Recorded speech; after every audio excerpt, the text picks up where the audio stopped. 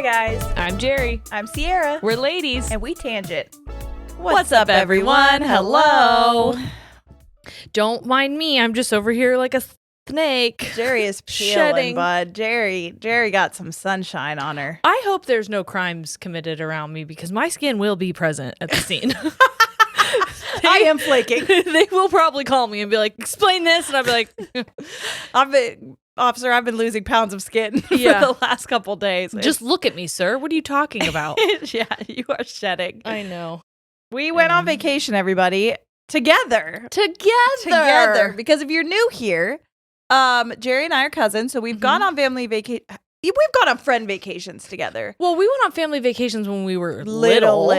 I don't remember them. Little. I don't remember them. No, same. But then we did some friend ones when we got older because we were also friends all through high school. And now I'm married to Corey and Jeri is engaged to his brother. So she came on his family vacation for the first time. Yep. They go the whole family. It's strange, like, knowing that we're cousins. Yeah.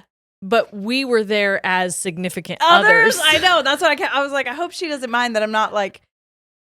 But we did hang out quite a bit. Yeah. Everybody does. Yeah. You just know whenever you're out with 18 people, you're not going to all sit together, and No. you just gotta be aware that things are going to happen on family vacations that are going to be like. Yeah. I mostly was just like burning. Look, my kids love to dig in the sand. Yeah. And so for the first day we were down on the beach, we were on this one side of it that had like a sandbar. Oh, yeah. So like they had tents. They kept calling it Parsons Tent City. And they do it every year. Tents, it's the best. Yeah. But I couldn't sit up in the tents and see my kids. Yep. So that's always where I am. That's why I base tanned this year because I always come home fried because my kid is a water bug and I can't get her to leave. So everybody is hanging out in Tent City and I'm down by the water. But if you look at my kids, shifts, but they didn't even get anything. Neither did Sawyer got a little bit on her cheeks the first day, but that's because we have them out there and they're full. I mean, if I could have had a full uniform on Sawyer, I had long sleeves. Yep. And her little dress situation. Yep. It's so funny too now because I take her top off and her hands are tan. so tan, but the rest of her is so white. Yeah. It's so cute. Yeah, both my kids obviously are very pale. Yes. And they had actually gone on vacation with their dad the week prior. Yeah. So Brady and I picked them up in North Carolina and then drove they got the rest of the way. Vacation. Yeah, they got a 2-week vacation and we got an extra 9 hours added to our drive. Yep. Oh, God. Yeah, it was completely out of the way. But we wanted to do it because I didn't want the kids in the car more than they needed to be. Sure. So it wasn't extra time for the boys in the car. It was just a little bit extra time for you guys. Brady and I. Yeah. But it was a lot of fun. It was it was the first time I literally already committed to marrying this person. And I'm like, I've never done a long distance drive with you. How's this going to be? It's so fun. Yeah. Good times. So fun. Yeah. I know. Normally I've done the drive a couple years and this year we decided to fly and it was honestly, I'll never drive again. Yeah. So much better. So I didn't know how Sawyer was going to do. Brady hates flying. I know. He keeps saying, he's like, I don't want to stress the kids out. I don't want them to be anxious. If they end up having like some kind of a meltdown, like a plane's not going to wait for us. And I'm like, Brady, the kids are fine. Yeah. I think you're afraid. Yeah. And honestly, your kids are especially getting to the age where you can be like, pop an iPad up for a couple hours. They'll be fine. That's what we did with Sawyer when she was starting to freak out on the plane because she was like, I want to get off of here. We just put her little Blippy on the iPad and she had her little headphones on and she was freaking good to go. Speaking of Blippy, Sawyer was cracking us up because Blippy does this thing where he does like sink or float. I think there's a lot of kids content that does sink or float with stuff. Her favorite thing. She was walking around the pool, grabbing stuff that wasn't even ours. That wasn't ours. Yeah. And she goes, let's see a sink or float. Let's see. Find out. Chucks it. Let's find out. Yep. I was like, ma'am, sorry about your sunglasses. I will dive to the bottom and get those. I apologize. My kid did just try to sink or float. Yeah. Turns out they sink. That's what we found out. They all sink. So I was giving her cars. Yeah. So I was like, hey, stop taking those other kids' toys. Take these toys. And then, but if they all were sinking or all were floating, she was like, this is dumb. I'm bored. I need other people's I need things. an experiment. Yeah. Yeah. Oh, it was so fun. First of all, well, let me just say, in case we have people that don't know who we are, potentially. I think we are. I saw something on YouTube that was like, never been here before, gonna binge everything. I love that. So I love if you're that new, for you. I don't know if maybe because, we're a part of the Parapods network now that maybe other people are finding their way to us. Welcome so much. And what I'm going to say next is going to make you upset, I'm sorry. But I do think we need to talk about what's happening in LA and around the United States, because there were, first of all, a ton of protests. Let me just say, Corey's family chooses to go the same kind of time every year on vacation. Every year, it happens to be on Pride. I don't get to go to Pride. Every year, there's like some kind of, so there was the No Kings protest. Yes, I would have loved to go to the No Kings, but we were on our way home. Yes, we were traveling that day, so we didn't get to. But I also know that there have been, my cousin lives in LA, and I know there have been, protests against ICE. And I just want to say, in case you don't know us and haven't, I think that immigrants make America a better place. Yes. I think that what's happening to people is not only illegally wrong, it's morally wrong and just disgusting. Deporting people without due process and ripping families apart, waiting for children when they're getting off of buses from school. Going to court hearings, like immigration court hearings, people who are trying to quote unquote go about it the right way. Right. It doesn't matter. Yeah. It doesn't matter because judges are dropping the cases and then they're getting taken away and they're getting shoved in these freaking vans that are like cattle vans. Yeah. It's terrifying. If there's no due process for one, there's no due process for all of us. And I think that's a big thing that people need to really, really, really consider. I know every time we say things like this, we get comments that are like, but what about that one immigrant who did that one bad thing? And let's be so real. There's good and bad people all over the world of all different races, of all different ethnicities, cultures. I know that. Yes. I understand. What is happening is still wrong and disgusting and gross, and it is something by both moral and legal standards. Yes. If we have different morals, I don't understand. I don't know what to do there for you. However, our legal system, this is still illegal by those standards. Yes, and if you can't trust for someone to follow the law, then how do you don't have any rights? Where does that stop then for all of us? Right. What they could come up to me tomorrow and say, I think that you're an illegal citizen here, and if there is no due process, I can't prove that I'm not. Right. So I just want you to all kind of really, really understand that and know that, like, however you feel about it morally, it is a really slippery slope that we're sliding on. Yeah. And it's very scary. And I just want anyone who has immigrant families, who is an immigrant themselves, who has immigrant friends, to know that we love you. We're here for you. I'm so sorry that this is happening. We stand with you, and I wish we could do more. I hope that we can soon. I mean, the thing that we have done from the beginning that we will continue to do, we'll never stop doing, is just talking about it, because educating when we can. Our platform is the most valuable thing that we have and can offer, because and your voice matters. Yes. And so we can reach who we can reach through here, but like we all have social media. We all have picnics we go to with our family members. And if you voted for this administration, understand it's never too late to change your mind. Understand it's never too late to say this isn't what I voted for, or what I thought I was voting for, or what I stand by now. And so like you can hold people accountable. It doesn't make you, no one is trying to shame you for a decision that you made in the past, but understand that every day this passes, you're making a choice. Yeah, 100%. And I hope that you choose to stand up and see people, advocate for as people who they are, which is human beings. Right. When you say the Pledge of Allegiance, it doesn't say liberty and justice for legal citizens. Right. It says liberty and justice for all. That is what we were founded on. That's what you should be. If you're proud to be an American, you should be proud of that part of it. And what's happening now is not liberty or justice for anyone. all. So, if you can say well, it's not affecting me. And, you know, I don't think that the people are here in the right way.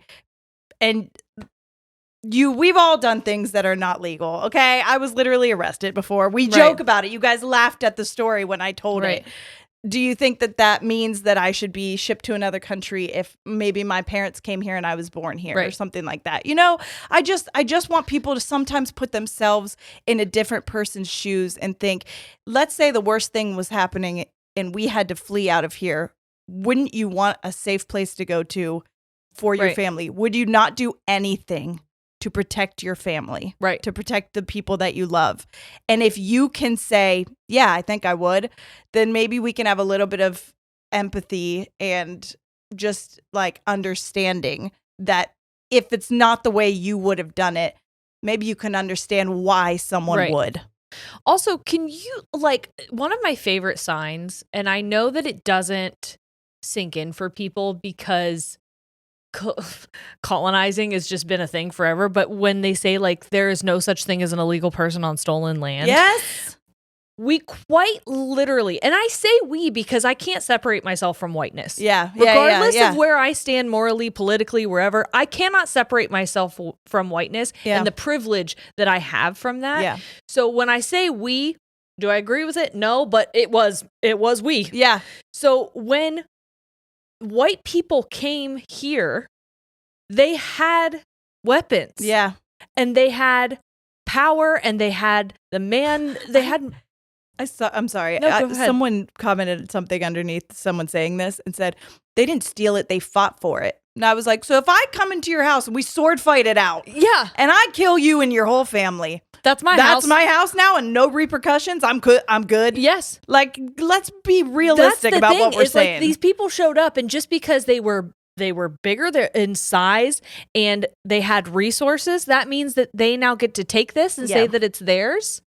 How is that fair? And now, not only did we take this from people and we erased entire cultures and have built up these systems to continuously keep minorities oppressed, now we're like, hey, even though we made up these rules in order to make people who were here already before us not be allowed to be here anymore, we're just going to keep that up. We're going to keep that up, and we're going to keep sending you elsewhere because we want to maintain this power imbalance. And you can't do or say anything about it. And also, exactly. And let me just say real quickly that Mexican Americans, this is North America, all of North America. There were indigenous Mexican Americans. 100%. So to be fair, honestly, that lineage has more of a right to be here than we do. 100%. They were here long before us. Not everybody, but a lot of them, indigenous people included Mexican Americans. And I think that's what people, or Mexicans in general. I think that's what people don't really remember or think about. And because before like mass transportation, how are people getting around? So this is a word that triggers people. I think it's ignorant to believe that people where land mass is connected weren't migrating back and forth before these invisible lines were cut across them. Yes, and that's what they are. They're invisible lines. We created these things, and we bartered and traded and fought. No, we didn't. We bullied. And we stole. And then we gaslit people into believing that we earned it. That we did it the right way. And then we created laws so that it was legal for us to have committed those crimes.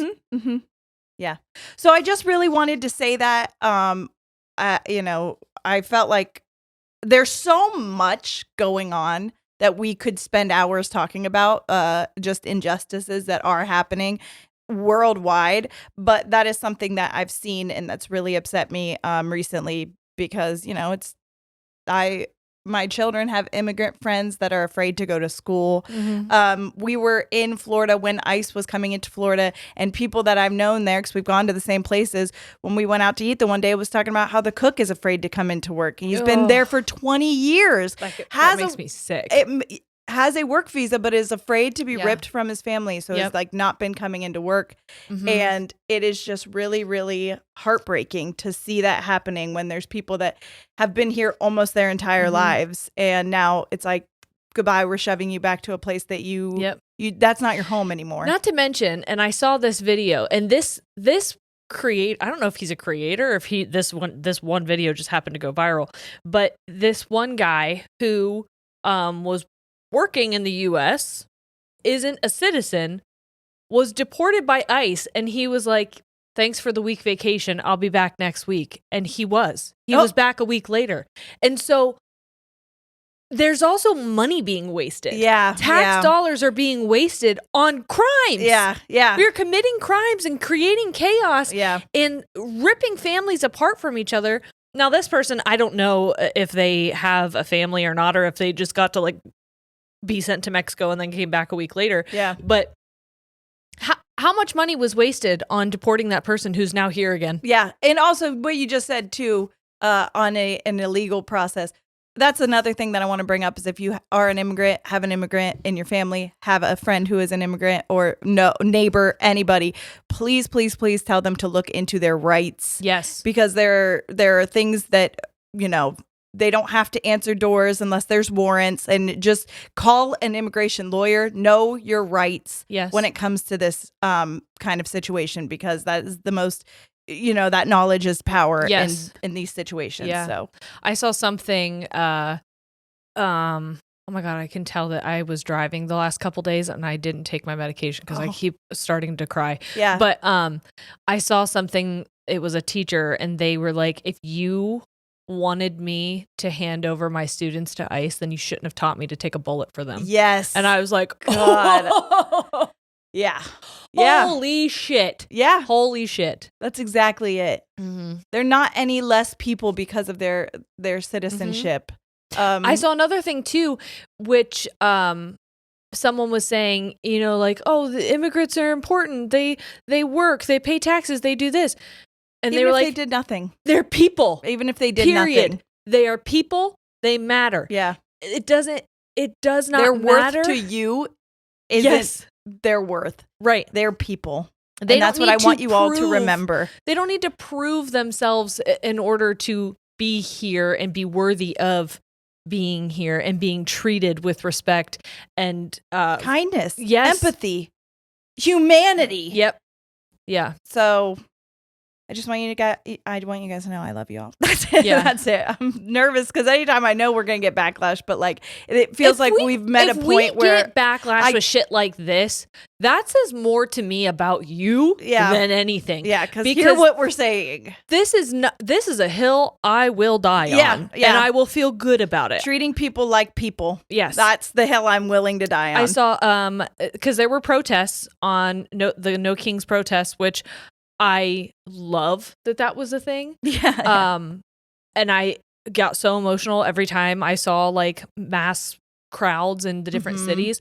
But one of the posters that I saw, someone had said, it's important that my grandkids know I wasn't silent. Yeah. Yeah. And like that, I don't understand when you learn about stuff as whitewashed as it may be in history books. When you learn about this stuff, there's a right and wrong side. And you know that. But how do you not see in real time that line is still there? Yeah.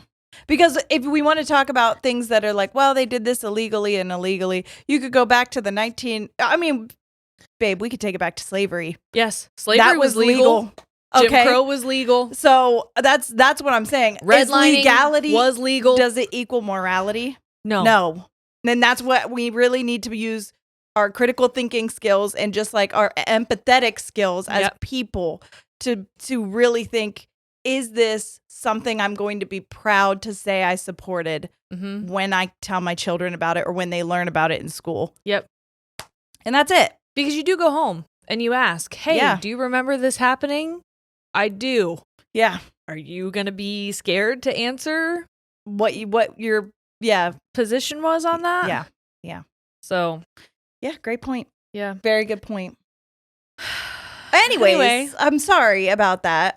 But it was important. And can we tell them that like we had somebody we knew who like kind of went viral in LA? Yeah, we did. And it was really funny because he he didn't know he was being recorded. Yep. But he was being recorded, and then it went viral because someone said he was Kurt Russell's son, and he's not.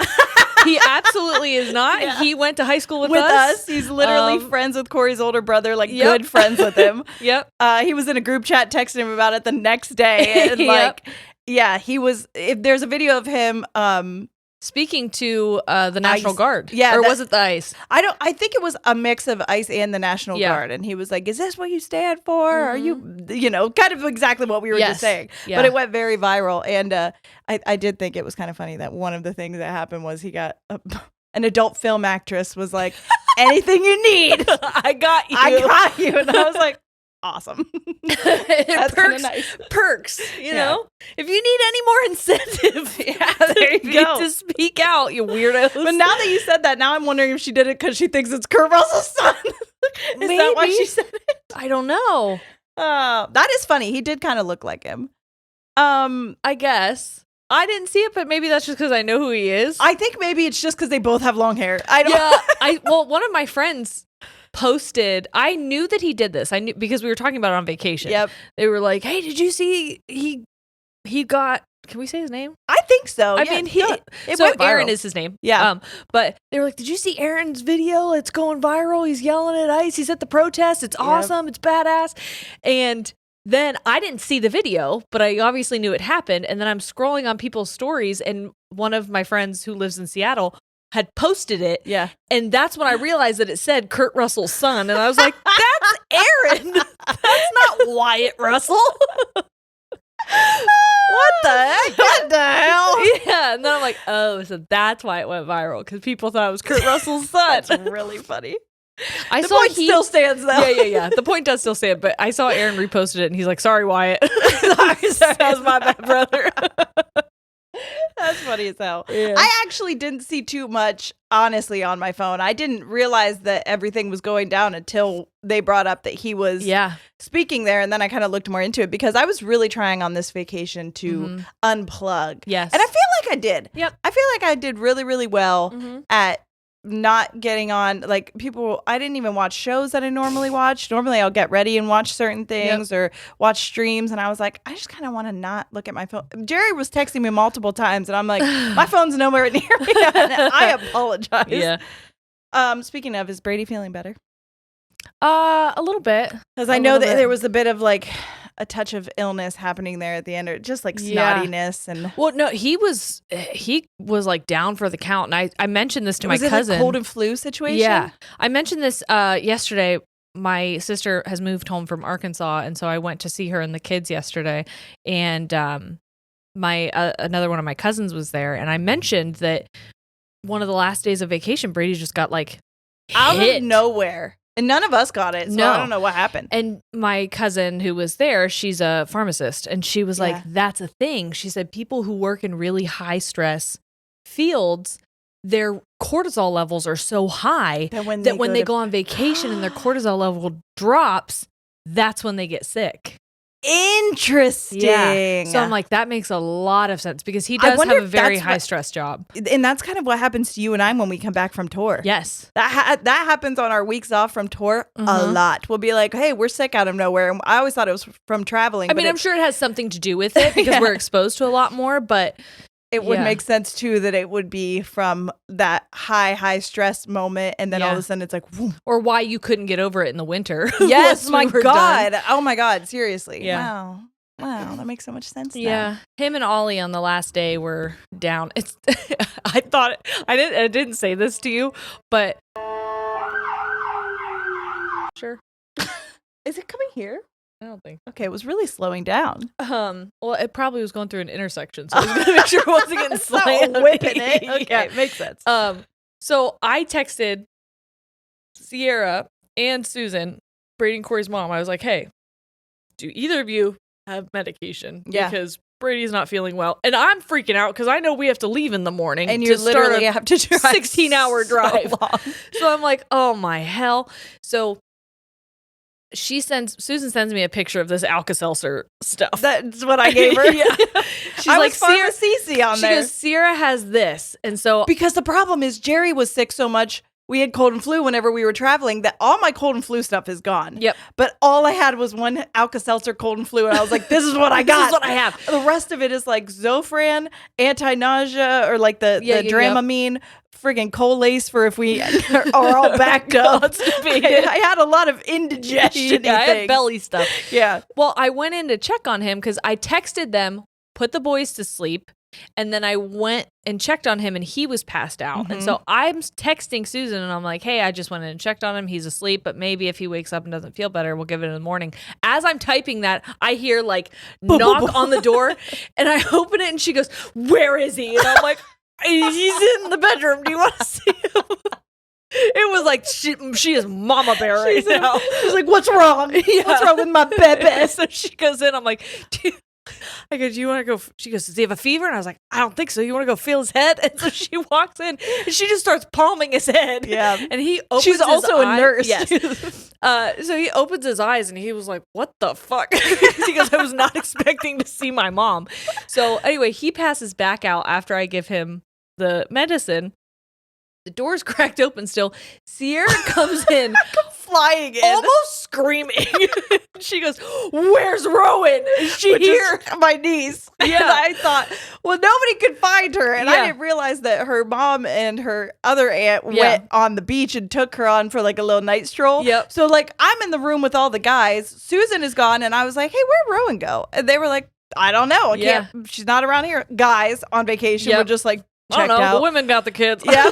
And so I was like, amazing. And they're like, I think Susan took her. Mind you, when I watched Susan go up to your room, was alone. I passed her. So I was like, no, she didn't. So then I'm thinking, oh my God, maybe Rowan tried to follow her and she got lost. So I'm in there like panicking. And I was like, she's stressed right now, so I don't want to tell her that everyone's sleeping and she's screaming. But everyone stayed asleep. It was not a problem. I'm so sorry. I was just panicking. I knew you were. And also, I had split a bottle of wine with Doak at dinner. Corey kept saying, because like his friend Garrett came. We call him Doak. That's his last name. Sorry, I just gave his full information. Hey, he doesn't go by that anymore, so you're fine. He doesn't. He's changing his name. He goes strictly by a nickname that Sawyer gave him. Yeah, which is Donkey. Because I was trying to say Donkey. Anyways, Donkey and me and Corey would all hang out. And it was really funny because there were a couple times where they would sit together on one side and then I would be on the other side. And then it was like the servers would talk to them, which I love this because it was Florida. But they would be like fully... This is a couple. Yep. And I was like, yes, it is. And then the one night I was like, I think I'll have a glass of Pinot Grigio. And he was like, Doak was like, I love Pinot Grigio. Why don't we just get a bottle and we'll split it? I was like, excuse me, we'll split a bottle of that. And he was like, oh, he said something like for the couple. And Corey's like, goes, yeah, yep. my wife and my best friend, the couple. They'll split it. I was like, thank you. So, yeah. So but I'm sorry that I was panicking. I was on high alert because of that. You're fine. Sierra was trying to introduce a nickname for Sawyer to call Doak, calling him Dokey, and she fully went off. And she said, "No, I think I'll call him Donkey." And then I did feel bad because all the little kids then took all the little kids, all the adults. We all called him Donkey. He was fearless. I don't know that my kids know that he has a different name. It's really funny. I think my kids are like, hey, does Donkey want to play? Does Donkey want to play with me? Yeah, that's freaking funny. At one point, we were all in the pool, and it was me, Troy, who is Corey Brady's oldest brother, and Sierra and Brady, and we all decided we were going to go tea party at the very bottom. And while we were down there, we were going to rock, paper, scissors. Yeah, so it was like a 7-foot deep end. We were gonna go sit cross-legged on the bottom, rock paper scissors. Rock paper scissors. Then my kids only ever wanted to play underwater rock paper scissors the rest of the time, and I'm like, I don't want to keep doing this. I don't want to keep going under. Also, you guys are bad at this game, and you don't know how to play. We played rock paper scissors the entire time, even in Savannah when we stopped. Before we got to Florida, we were playing rock paper scissors. About that. Oh yeah, that's hilarious. We were making up extra ones. A lot of dynamite got used. Yeah. I don't remember the other ones. I used dynamite. Dynamite was my go-to. Jellyfish is really fun. Jellyfish. Do you do jellyfish and rock, paper, scissors? So I'll throw it in there sometimes. I'll throw in a turkey every once in a while. A turkey, that's a snail. These are my turkeys. These are just pounded things. Well, I like to surprise when you come at me with a rock. Oh, that's true. If I give you a snail. Forrest believes rock wins no matter all what. The time. Well, which it to makes be fair, sense. I think so too. It makes sense because if I set a rock on a piece of paper, it's done. What the fuck are you gonna do? You set a piece of paper on a rock, blows right off. What are you talking about? Don't they have like paperweights? Yeah, those are mostly rocks. You're done, paper. You idiot. Stupid idiot. What else was like? Oh, do you see now what I meant by it feels like playing mermaids when we had that pool day and we were all just chilling at the pool and then it got a little like I was like, oh, there could be some weather. I was getting really excited. I was like, come on, rain. It's my favorite part. But it's like everybody's there with little kids. So then there's a lot of extra eyes on everybody's kids. So you don't feel so pressured to be like staring at your kid the whole time. You know that if they go into the other side of the pool, there's an adult over there that's watching them. And so that means you can kind of have a moment to go have a tea party with your friends on the bottom of the thing. And it was so fun. Yeah. When we did that, I couldn't see because I have contacts. Yes. So I was like, I can't play rock, paper, scissors. I can't open my eyes. So you took Donkey's So I took Donkey's goggles and I put them on my face. And I was sitting up just like being me and being loud and annoying. And I guess because I had the goggles on and my hair was slicked back and wet because we had been under. Troy was like, who's that loud black swimsuit? That's what he was saying. I was saying black hair, but he was like, I thought you were going to say black woman. No, who's that loud black swimsuit girl over there? Oh. And I was like, who? And then I was like, it's me. It's Cece. I was like, it's me. Jessica, I'm in here. Sorry that I look like a full-on man when my hair gets wet because it slicks back and I have a widow's peak. I hate the women. I hate you women because I love you so much. When you can go into water and get your hair wet and it looks hotter for some reason. Yeah, I look instantly the wet hair look disgusting when my hair is wet. Instantly, I'm like a wet rat. I feel like I look like a founding father. Like, I know we all like to do that. We go underwater and we flip our hair and do the, like, George Washington. I think I look, all those men were wearing wigs. This country was founded by drag queens, so I'm not understanding what the issue is. Happy Pride, babe. That's Hello. what I'm saying. Capris and wigs. Wigs, powdered wigs. Come on. Try again. But whatever and their they were all hair wearing was, makeup, by the way, too. Because they all look like death. All their hair underneath it, I think that's what I look like. I think I look like what the founding fathers would take their powdered wigs off. Me too. I get that 100%. Yeah. So I'm like, I'm not taking it out of this ponytail. And then there's just like a wet lower ponytail. Yeah. Anyways. One of the nights we were there, we were doing a nighttime swim. And Big Troy, their dad, passed out in the chair sitting up. Yeah, that's right. I was down there for that. I got a picture of it. Brady had an empty can of something and set it on top of his head, and he still slept. We did. Then Susan got a picture of us. Me and him were like this on the other side. Yeah, that was so funny.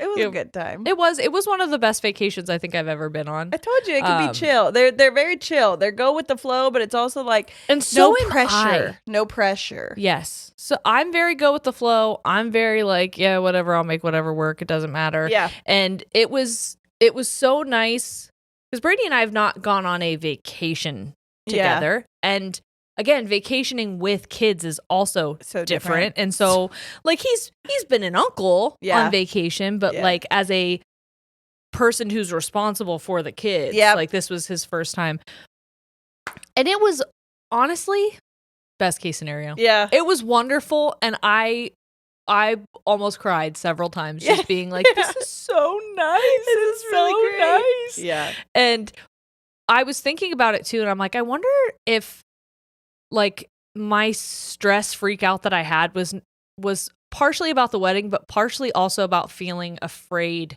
to go on the vacation. Yeah. Of feeling like an outsider kind of thing. That makes sense. But I didn't at all. Yeah. Not at all. And that's the thing is like, even if I wasn't with you the whole time, I feel like you blend in very well with everybody. And that's how that whole like, I love hanging out with them. I went out one night with the guys and then I went out another night with the girls. Yeah. I'll have to tell you about that. It was fun. I saw the story. I was like, oh, they must have gone out after, but we were leaving in the morning. So, I was going to invite you, but I was like, she literally has to drive in like 6 hours. And I drove 12 out of the 15 and a half. Yeah. I crushed that drive. Yeah. I crushed it. Brady was like, do you want me to take over? And I go, you sit there, my little passenger princess, and you let mommy drive us home.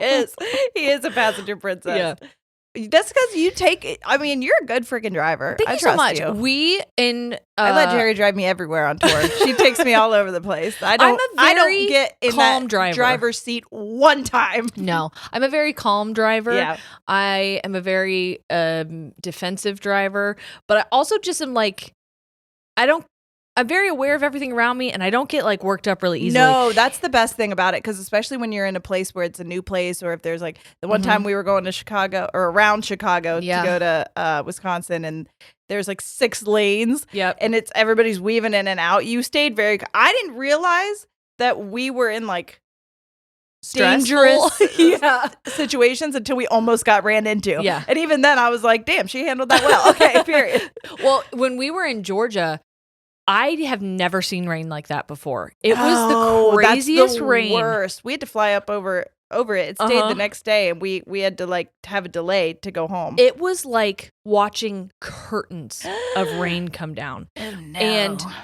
And Brady was on the hazards. So he was my hazards guy, right? Yep. I'm driving. I'm white knuckling. I had to keep taking my ring off because I was holding so tightly that it was like digging into my finger. Yep. And we couldn't see anything. It was just like you had to rely on people using their hazards. Yeah. So we just put every once in a while when the rain was really thick, he would just throw the hazards on and I'm like, hope for the best.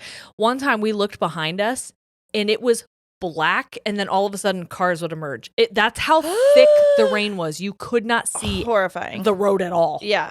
Yeah, we did that one time when we were going through the mountains. And that was one of the times that we drove down. I think that was when Sawyer was a baby. She was only like 9 months old. I was like, I don't like this. I don't want to do this. I don't like it. I don't want to do this. I think we should pull over. Yeah. I think this should be it. Brady kept telling me how good of a job I was doing. I was like, thank you. You do a good job. I like when people are like, you're doing great. Hey, you crushed that. You did a good job. I guess words of affirmation are like a love language of mine.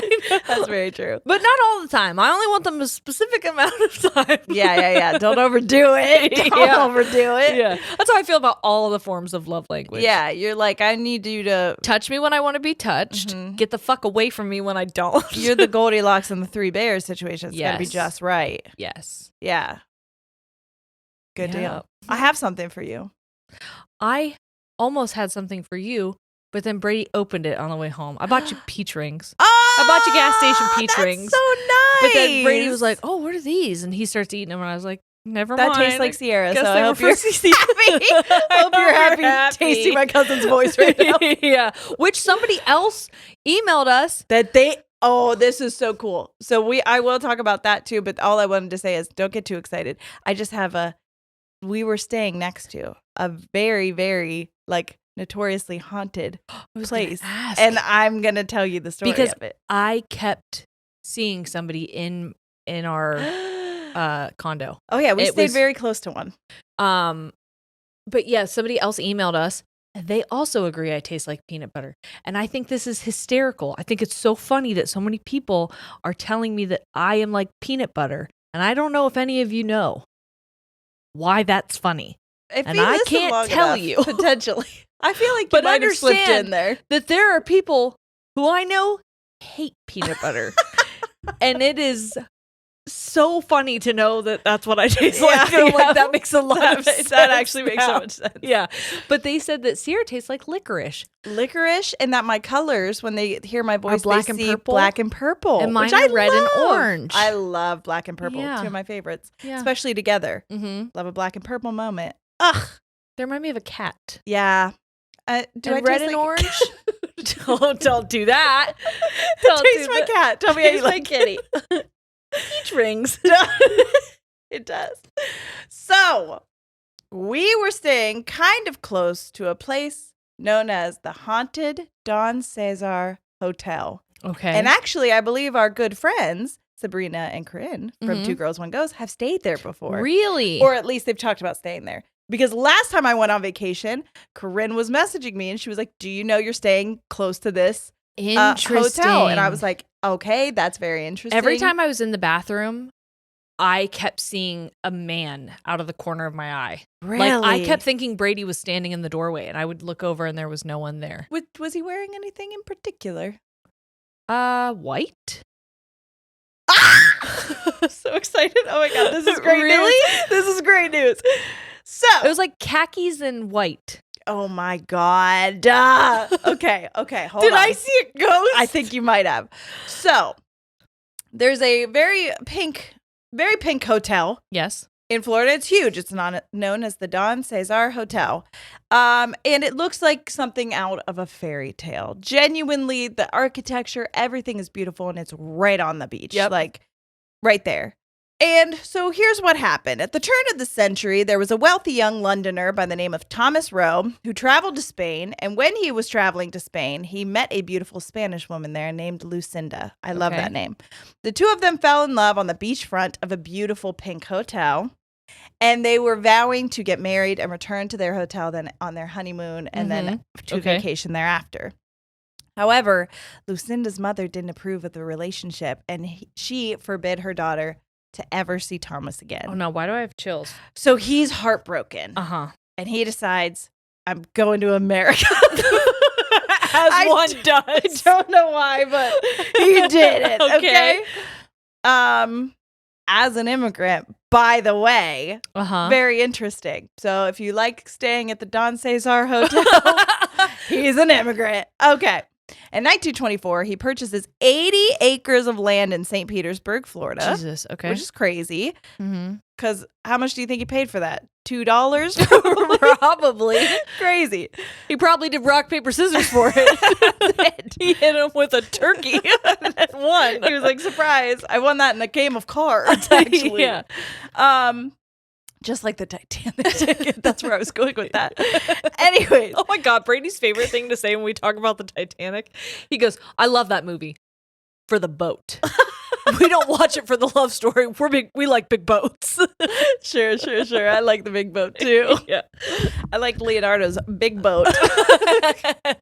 Anyways, so, and also Rose's two big boats.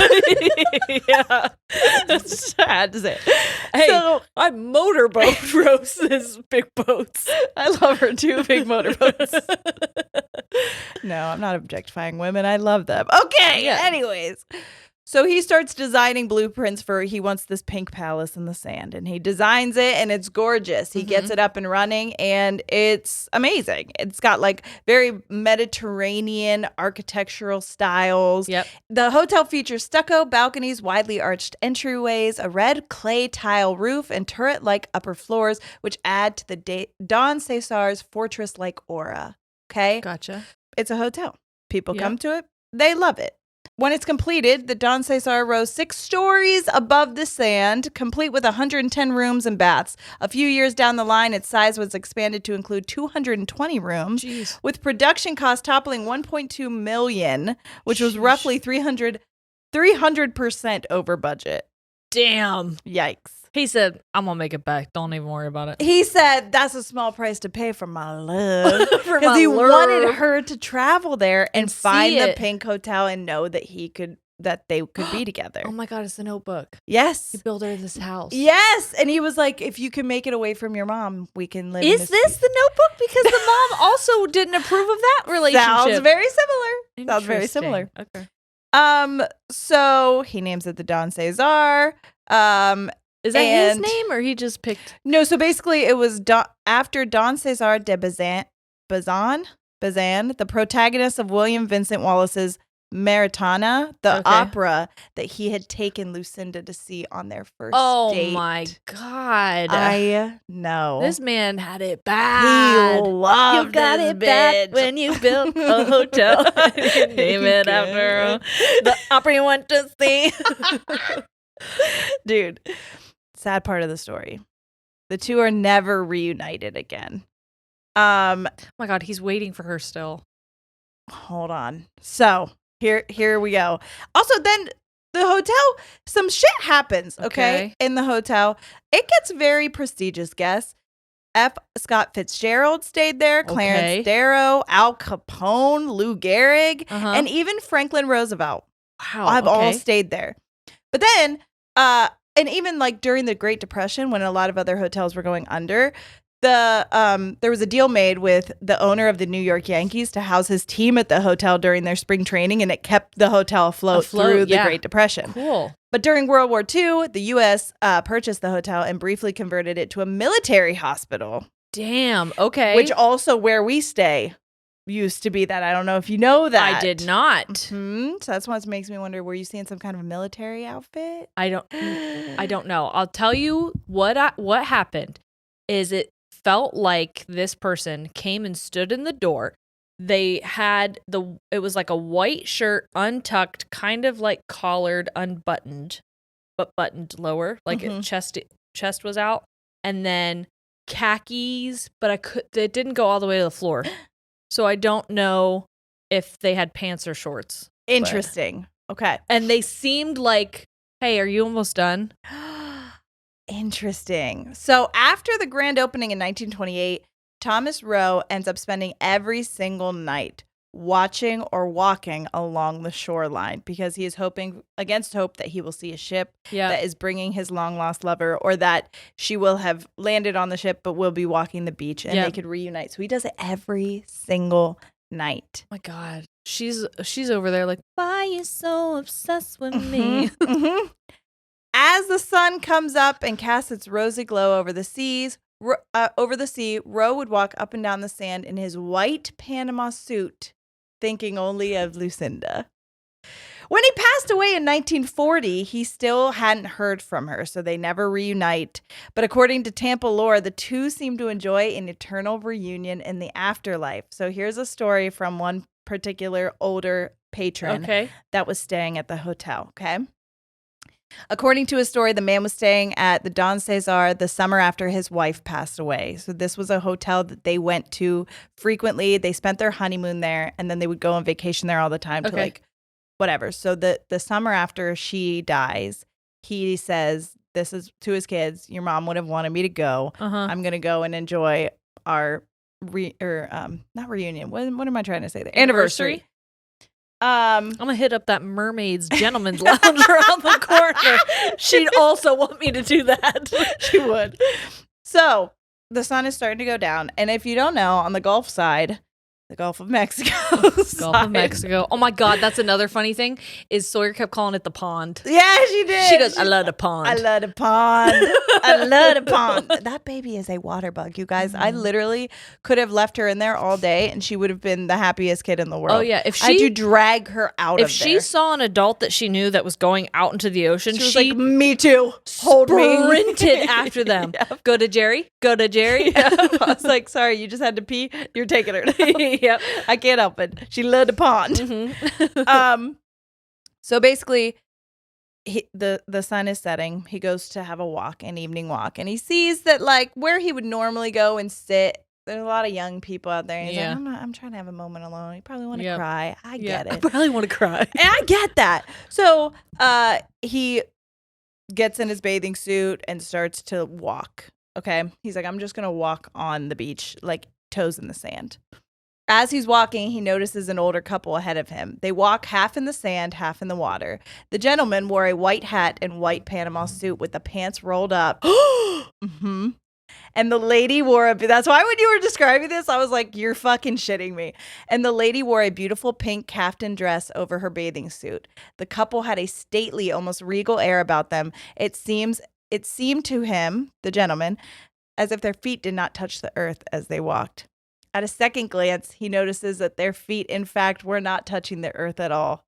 So hands holding together, they are floating along the sand. The man gasps softly to himself, and he starts looking around like, is anybody else seeing this? There's no footprints under these two. And Jesus was carrying them the whole time. That's the moral of the story. So he looks around like, is anybody else seeing this? And you are shitting my dick. Look at that. No one sees these people. And when he turns back to look at them, they're gone. Well, he was in my hotel room, so he was in my condo. So he goes home, he tells his children, and they don't believe him necessarily. But at the end of the story, he would always wink and he would say, that's going to be me and your mom someday. Oh. So anyways, that's a small little story I wanted to tell you. I can't believe that you had a very similar situation. When I tell you, I thought almost to the point where I got annoyed. Sorry, it was a fuzz. Almost to the point where I got annoyed because I thought Brady was rushing me. And I was like, I'm not even taking that long. Yeah. But it was like this person would come into the doorway and stand. Oh. And they were like Brady's height. Would you think they were facing out the window? Because maybe he was standing there looking at the shoreline. No, he was looking at me like, bitch. Get out. She's going to come. Yeah, I'm going to come. She's going to go. Well, part of me is like, does she think? Do you think I'm Lucinda? I don't know. I don't know what they look like. I don't know what she would look like. Were you wearing anything pink? Your skin was. My skin. I myself. He would have just was. Maybe pink. he thought your entire. That was the dress. She's wearing a beautiful pink dress. It's pink just skin. My skin. Yeah, it was. Now I want to know what a Panama suit looks like. I gotta look it up because it was like light on light. It was white up top, and I guess I didn't think of a white suit, but definitely the lower half was light, and it looked like it was rolled, or like it was like I thought it was maybe shorts. Yes, yes, but the pants weren't that long. No, they were probably rolled up because he's walking on the beach. Yes, probably rolling them up to his calves or his ankles. Yes, he didn't have the jacket on, but it was the shirt. Yeah, that is so freaking weird. Because I remember it was all that I was getting ready, and every. By the way, I didn't prep her or tell her any of this. I didn't know like, that she didn't. I didn't know you had anything. No, that's why I was like, tell me what he looks like before I describe this to you. Yes, because I want to know if that's crazy. It is crazy. We got Corinne and Sabrina. I know. I just thought. Because obviously there were horrible hurricanes that just happened. Yeah. And we found out on our dolphin cruise that we went on that there were 12 lives lost. Yes. And I freaking cried on this cruise because he was talking about how, the tour guide was talking about how there was only a couple docks that were like functional, and that there were boaters who were just going back and forth, either doing search and rescue. People. They were helping people get across. They were delivering supplies, and they didn't ask for any money, completely and like for free, just of their own, like just helping people out of the goodness of their heart. Like that.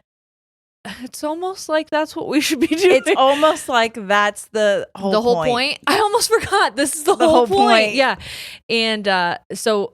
Whenever I kept seeing this man, I just thought, like, I wonder if, we're near somewhere where somebody lost their life. And, like, because I know there was a lot of in the whole, like, first level of the condos we were in, you couldn't we normally stay in those, but they're all destroyed. Yeah. It was, like, devastating what happened. Yeah, it was really sad. Obviously, this was my first time going down there with them. I was supposed to go last year, and it ended up not working out. Like, I was literally invited on this vacation before I even had Brady's phone number. Yeah, that's true. That is true. Yeah, we invited you. And I that was my first time being down there, and there were so many places where Brady's like, we used to go there, we used to go here. It was all shut down. Yeah, there was a lot of places that were like not open anymore, or destroyed. And some places, like, it wasn't the hurricane that took them out, but like they had electric fires. Yeah, there was a lot of fires, which was horrific. Yeah, so it was really sad, but it also felt like good in a way to be like, this is an opportunity to support a community, like that got hit because really hard. Very easily could have just gone somewhere else. Like, why go back here? It's not going to be, as whatever as it normally is. But I that's a really good way. And that's what I said. I go, that's how you know we're Cleveland fans. Because we'll go back no matter what. We're loyal. No matter what. It's a rebuilding year. Yes. We're still going to come and support. We love you. We'll never leave you. Yeah, don't even You're going to go through hard times. We'll support you through it. Yes. America. Take our money. Yeah. I just wondered if I was seeing, like, someone who had, like, experienced tragedy from the hurricane. Could be that as well. Or because, like I said, that used to be like a military hospital. Oh, yeah. So it could have been like an old-timey situation there of someone who didn't make it. But I will say whoever it was felt more like a partner waiting. That's why it's weird. Yeah. That's why it's weird that he was walking the beach waiting for her, because I felt like he was like, hey, are you... like ready to go? We got to go on our walk. Yeah. Yeah, like it felt like I was someone was waiting for me, and I felt like I was supposed to be hurrying up, like to do something. And yeah, that's really fucking weird. I know. Now I can't wait to go home and tell Brady, because he's going to be like, what the fuck? We went and we drove past the Don Cesar last year. Mm-hmm. And it's beautiful. Rooms are crazy expensive. How far is it? From where we stayed? Yeah. It's like a drive down the road. Okay. Because I feel like we passed it. You probably saw it. It's huge. You can't miss it. It's huge, and it's a bright ass pink. Yeah. Like, I'll show you a picture of it. Because if we go around there, I think there's a little bay area that we watched the sun set at last year when we went, and it was gorgeous. Like the sunsets and sunrises there, beautiful, stunning, beautiful. Let me show you a picture. 1 second. Like, it's very big. Oh, it's very, very big. Oh yeah, we definitely passed it. Yep. You can't miss it when you go by it. That's crazy. Mm-hmm. That's really pretty. I know. It's Gorgina. We should totally go and stay and see if we have another ghosty experience. Let's go see if we get haunted. This is a work trip. this is for work. It's a write-off. This is a tax write-off. Leave us alone. Don't you forget it. Yeah. Speaking of traveling for work, guys, we're going on tour. It's happening really freaking soon. I'm a little scared. You know what was weird? I was so excited to come home to like edit some more videos together, because I really love seeing it come together like that. Yep. I also thought about you because I remember you, I don't know if it was coming home from vacation or coming home. You were coming home from something, and I was like, oh my gosh, you like your life. You were excited. Yes. Like, you had fun doing something, but you were excited to like come home. Yep. And I know that sometimes with vacation, I get excited to go home because I'm just like exhausted and I want like my routine and comfort. But this was the first time I had left. I had a wonderful time, and I was like, but I'm ready to be home, and I'm also loving that I'm home. It wasn't like I was dreading going back to something, and I was like, am I getting happy? Welcome to it. I'm not reading too much into it. Yeah. Because I also know that I'm a roller coaster sometimes. You go up, down sometimes. I have a lot of high highs, low lows kind of thing that I'm trying to, but I'm trying not to think so much into it. And I had breakfast with my dad today because it's Father's Day. Just enjoy living. Yeah, and I'm trying. Yeah. I'm really trying to I'm trying to stop thinking so much. Yes. Yeah. But I had Happy Father's Day. Happy Father's Day to those celebrating. To those who celebrate. Yeah. I had breakfast with my dad today, and he was like, he cried. He was like, it's really good to see you happy. And that's good. He goes, you just seem so much more yourself. You seem so much more like comfortable. Yeah. And he's like, I'm just really happy to see that it's all a dad wants. He's like, I felt really helpless when I saw you not that way, and I didn't know what to do. And he's like, so this is nice. It's hard when you can't do anything. Mm-hmm. Yeah. Yeah. That's really good. I'm glad. Yeah. So that's that on a surprise ghost story. I had to. I was like, I need to give you a little bit more. I don't know. Is it motorcycle day? I don't know, but I'm sick and tired of them. I'll tell you that. What? Before we go, let me also say another big pet peeve of mine, because I just thought about it. People on airplanes. I'm going to tell you right now. I didn't realize that this pissed me off as much as it does, but especially when I'm traveling with kids. If you run up into the aisle and stand directly beside me while you're waiting for your bag, when I have small children that are like trying to get out and having a panic attack, 'cause they can't, and all I want to do is just stand in the aisle and wait for my bags, and you rush up, you're back here, buddy, your flight's back here.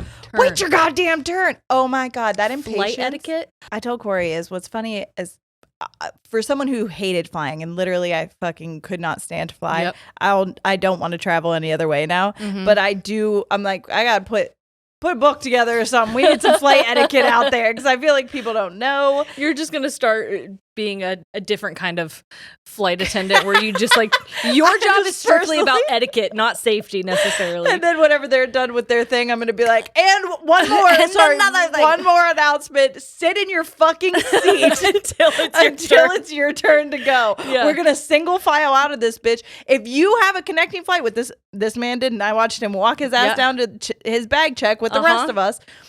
If you have a connecting flight, okay, let's know ahead of time. We'll let you off early. No big deal, brother. But until then, sit in your fucking seat. Sit down. You're going to stress me out. Because also then he's super tall, and he was like a bigger dude, like bigger. Like, He just had a lot more arms. Yep. And they were just like smacking into me when he was moving around. And I was like, hey, brother, you better put those fucking arms away. You better put them away. Or I'm going to snap them off your body. You're going to lose them.